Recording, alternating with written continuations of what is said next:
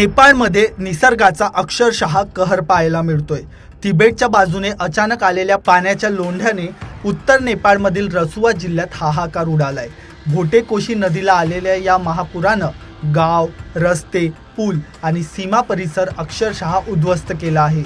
सर्वात मोठी चिंता आहे ती बेपत्ता झालेल्या पर्यटकांची, कारण प्राथमिक माहितीनुसार 105 भारतीयांसह तब्बल 384 पर्यटक आणि प्रवासी संपर्काबाहेर आहेत। नेपाळमध्ये नेमकं काय घडतंय पाहूया। बुधवारची सकाळ नेपाळच्या रसुआ जिल्ह्यातील तिमुरे आणि सॅयफ्रुबेसी परिसरातील नागरिकांसाठी काळं रात्र ठरली।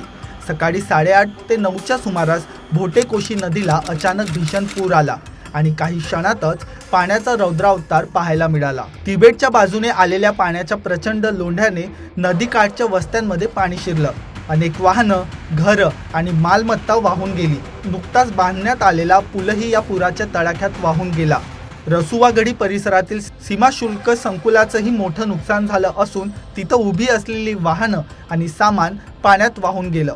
आतापर्यंत या आपत्तीत किमान 8 जणांचा मृत्यू झाल्याची माहिती आहे, तर नेपाळी सैन्याने 25 जणांची सुटका केली आहे। मात्र अनेक जण अद्याप बेपत्ता असल्याने मृतांचा आकडा वाढण्याची भीती व्यक्त केली जात आहे। आणि या महापुरामुळे आता सर्वात मोठी चिंता निर्माण झाली आहे पर्यटक आणि यात्रेकरूंच्या सुरक्षेबाबत। नेपाळ टुरिझम बोर्डच्या प्राथमिक माहितीनुसार 384 पर्यटक आणि प्रवासी संपर्काबाहेर आहेत। यामध्ये 291 विदेशी नागरिक आणि 93 नेपाळी नागरिक आहेत। विदेशी नागरिकांमध्ये सर्वाधिक 105 भारतीय आहेत। याशिवाय 37 NRI तसेच America, Britain, Australia, Malaysia, Netherland आणि दक्षिण आफ्रिकेतील नागरिकांचा या यादीत समावेश आहे।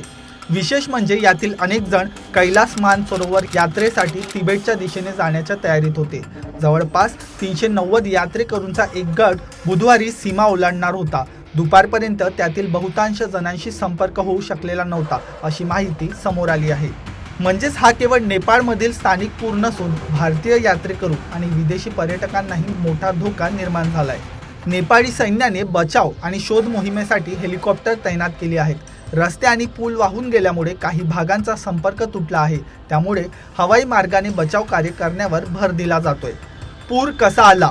दरम्यान हा पूर रसुआ भागात झालेल्या मुसळधार पावसामुळेच आला का, याबाबत अजूनही स्पष्टता नाही।